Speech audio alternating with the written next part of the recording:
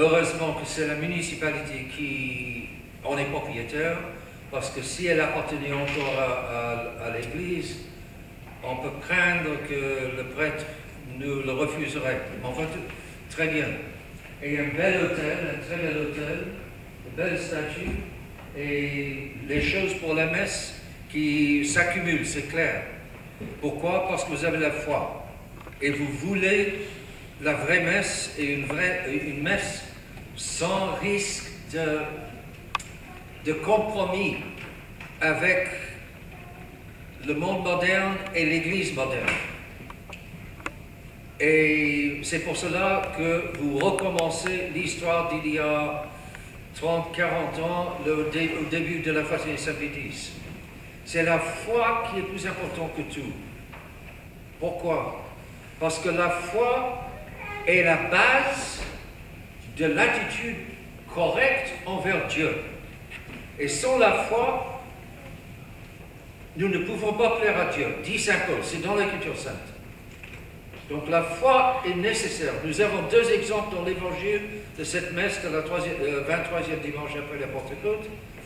C'est premièrement la femme qui souffre une effusion de sang qui ne s'arrête pas. Elle a tellement de foi, elle a une foi si forte qu'elle dit, si seulement je peux toucher la lisière de son vêtement, je serai guérie. Et elle fait cela, et notre Seigneur est bien conscient qu'une force est sortie de lui, une force du miracle est sortie de lui, et il se retourne, et elle explique, je savais que si je touchais, il suffisait que je touche la lisière de ton vêtement, je serai guéri. Vas-y, dit notre Seigneur, ta foi t'a guéri, ta foi t'a sauvé, ta foi t'a sauvé. C'est faux. Mais qu'est-ce que c'est? C'est une âme qui ne connaissait peut-être pas notre Seigneur, qui avait entendu parler de lui, et elle aura dit, parce que son cœur était droit, et pas tordu, pas cynique, pas désespérant,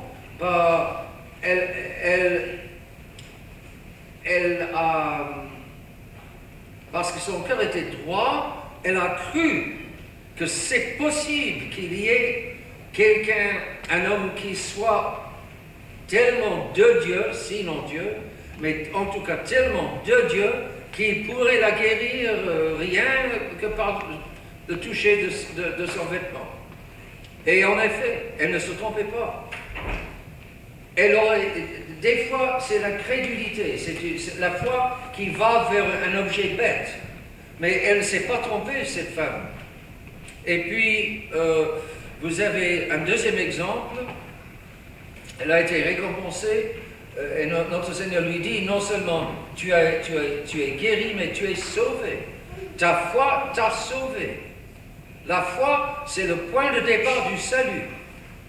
Et la foi, il ne faut pas, et on ne doit pas, on ne peut pas la corrompre. Or, le Concile Vatican II a gravement corrompu la foi, en l'adaptant au monde moderne. Le monde moderne est sans foi. Adapter la foi à un monde sans foi, c'est dissoudre la foi. Et les fruits de la dissolution de la foi s'observent dans l'Église conciliaire, ce que nous appelons l'Église conciliaire. Et maintenant, depuis un certain temps, on observe que la fraternité, à sa tête, la coupole, comme on dit en espagnol, la coupole de la fraternité, veut arriver à un compromis, à un accord, à une entente avec cette Église conciliaire. C'est pas possible. C'est inconciliable. Or, ils essaient de concilier, ces chefs de la fraternité cherchent à concilier l'inconciliable. Essayez de mélanger l'eau et l'huile. Vous avez une bouteille avec de l'eau et de l'huile. L'eau, bien sûr, flotte sur... excusez-moi. L'huile flotte sur l'eau parce que l'huile est plus légère. Bon, vous secouez fortement la bouteille et les deux liquides se mélangent. Mais dès que vous cessez de secouer, tout de suite, ils se séparent de nouveau. L'huile et l'eau ne se mélangent pas. C'est impossible qu'ils se mélangent. La foi et le contraire de la foi ne se mélangent pas. Le monde moderne, c'est la contradiction de la foi. Et le monde moderne est construit sur la négation de notre Seigneur Jésus-Christ, de la divinité de notre Seigneur Jésus-Christ, et sur le refus de Dieu. Observez tout autour de vous, c'est le refus de Dieu. Les gens, ici au Québec, c'est terrible. La province autrefois la plus catholique du Canada, évidemment, maintenant, plusieurs disent, et vous savez certainement mieux que moi, très possiblement la province la plus corrompue de l'Église, du Canada. Et parce que c'était la plus catholique. Mais maintenant, cette corruption est terrible. Et cette corruption est dans le monde entier. Autrefois, l'Église chassait la corruption. L'Église de notre Seigneur Jésus-Christ et la corruption, ça ne se concilie pas, ça ne se mélange pas. Alors, l'Église, la vraie Église, repoussait et tenait dehors cette corruption.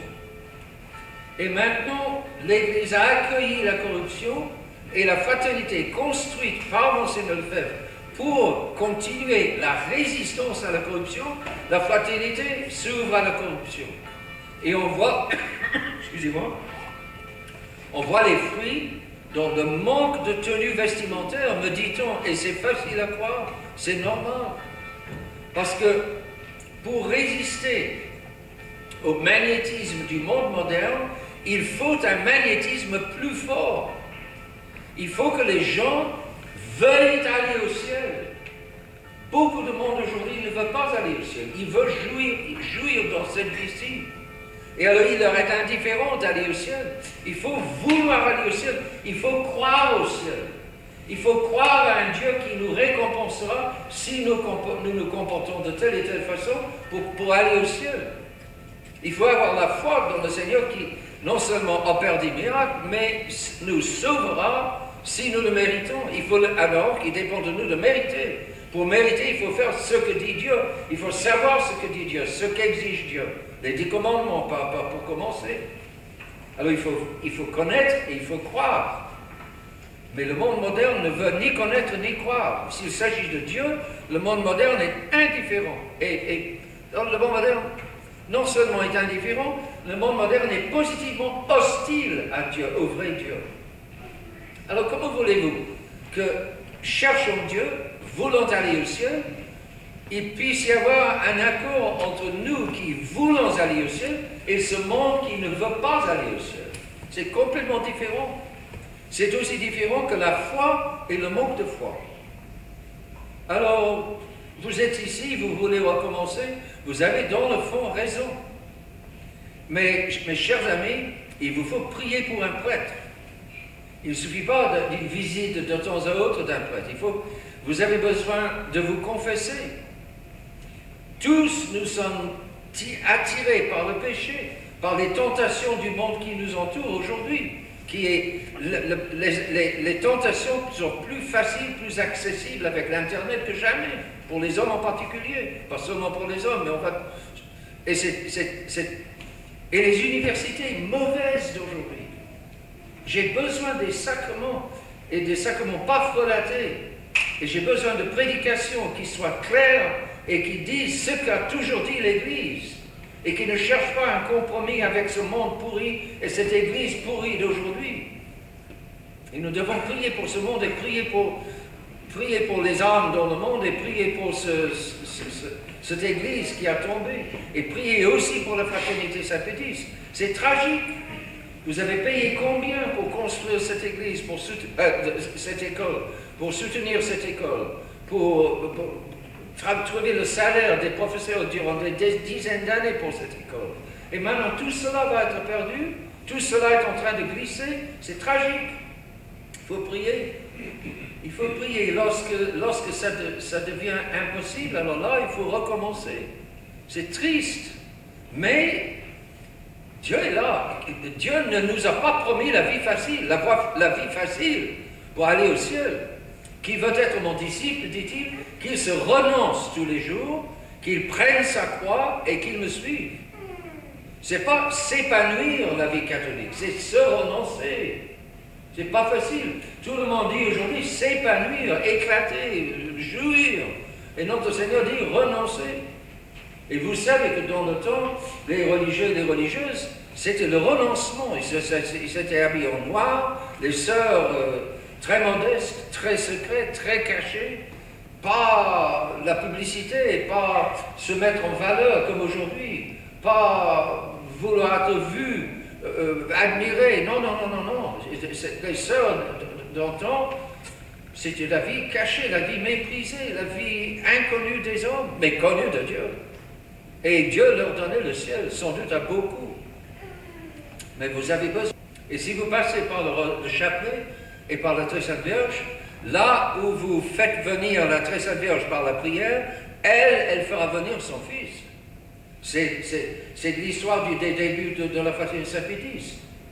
On a commencé avec un petit groupe de fidèles qui ont fait appel à la fraternité, mais peut-être au premier jour de la fraternité.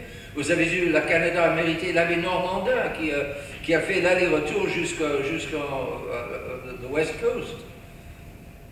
Parce qu'il y avait des fidèles qui voulaient. Si vous voulez aller au ciel, vous voulez un prêtre. Si vous voulez un prêtre, priez pour un prêtre et Dieu vous le donnera. Dieu vous le donnera, c'est clair.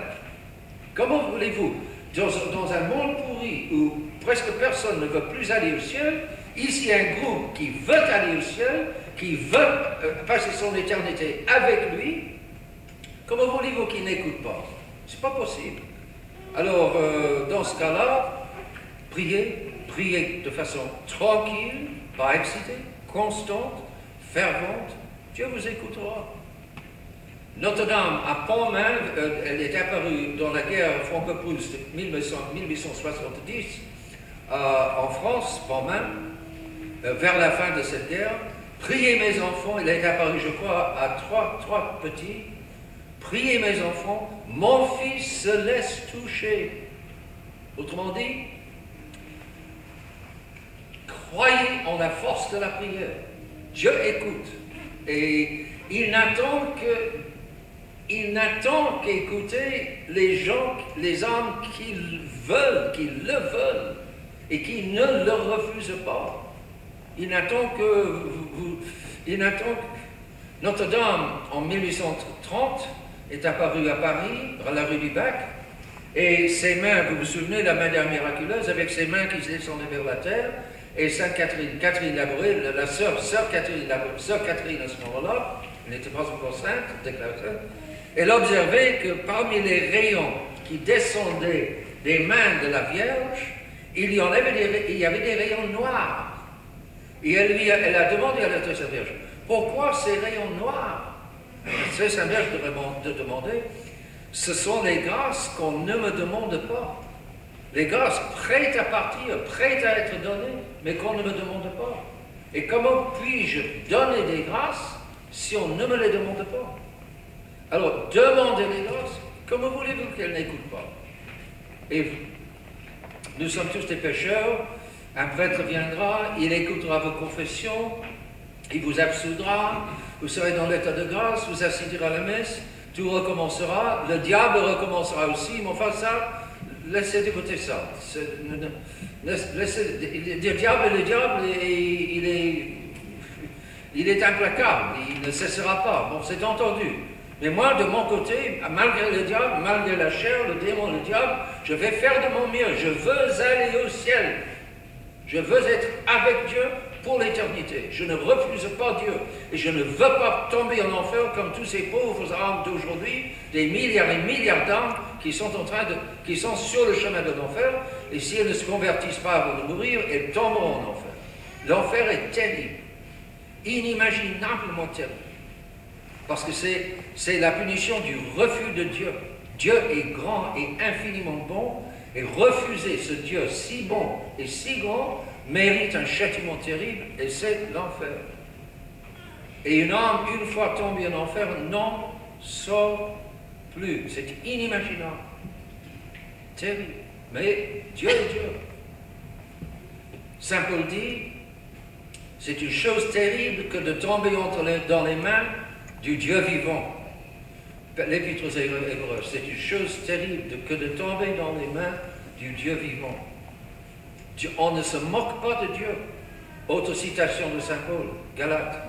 On ne se moque pas de Dieu. Mais les gens aujourd'hui se moquent éperdument de Dieu.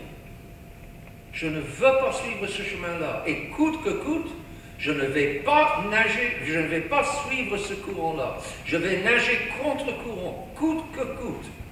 Et si ça coûte, reconstituer tout un centre de messe, c'est ce que je vais faire, c'est ce que je vais aider à faire. Mes très chers amis, vous avez Dieu de votre côté. N'en doutez pas, et ne doutez pas que son Fils, notre Seigneur Jésus-Christ, se laisse toucher. Et sa mère aussi. Au nom du Père et du Fils, du Saint-Esprit, ainsi soit-il.